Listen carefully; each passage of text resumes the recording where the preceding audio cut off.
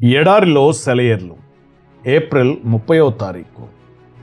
ఇది ఒక రాజుగారికి వచ్చిన కలలోని దృశ్యం. అప్పుడు చూపునకు వికారమై చిక్కిపోయిన ఆ ఆవులు చూపునకు అందమై బలిసిన ఆవులను తినివేయుచుండెను. అప్పుడు నిండైన పుష్టిగల ఆ 7 వెన్నులను ఆ పీల వెన్నులు మృంగివేసెను. ఆదికాండము 41వ అధ్యాయము 4 మరియు 7 వచనాలు.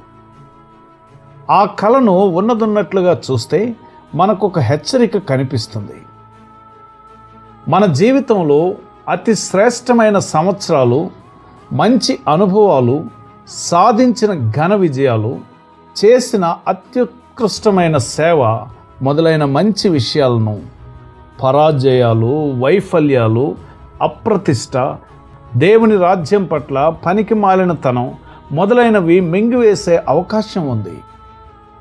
వాళ్ళ జీవితాల్లో ఘన విజయం సాధిస్తారని అందరూ ఎదురు చూస్తే వాళ్ళు ఊహించలేనంత అట్టడుగుకు దిగజారిపోయిన సందర్భాలు ఉన్నాయి. ఆలోచిస్తే బాధేస్తుంది, కానీ ఇది నిజం.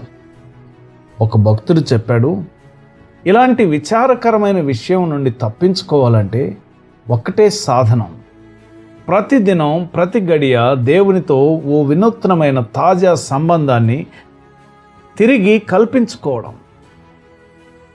నిన్నటి నా ఘనకార్యాలు, నా గతంలోని దీవెనకరం, ఫలభరితం, జయకరం అయిన అనుభవాలు ఈ రోజున నాకేమి లాభం కలిగించవు సరికదా? ఈనాటి పరాజయాలు వాటిని మింగేయవచ్చును కూడా. కానీ నిన్నటి గొప్పతనం అంతా ఈరోజు నేను అంతకన్నా గొప్ప పనులను చేయడానికి ప్రేరణగా ఉండాలి. క్రీస్తుకు అంటుకట్టబడడం ద్వారానే నెలకొనే ఈ వినూత్నమైన తాజా సంబంధం మాత్రమే నా జీవితంలో నుండి చిక్కిపోయిన ఆవుల్ని, పీల వెన్నుల్ని దూరంగా ఉంచగలదు.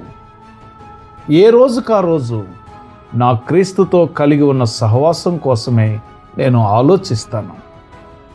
నిన్న నేను చేసిన ప్రసంగం ద్వారా కలిగిన ఉజ్జీవం కోసమే నేను ఇంకా ఆలోచిస్తూ కూర్చుంటే ఈరోజు నేను ఇవ్వాల్సిన దైవ సందేశంలో నాకు మాటలు దొరకవు.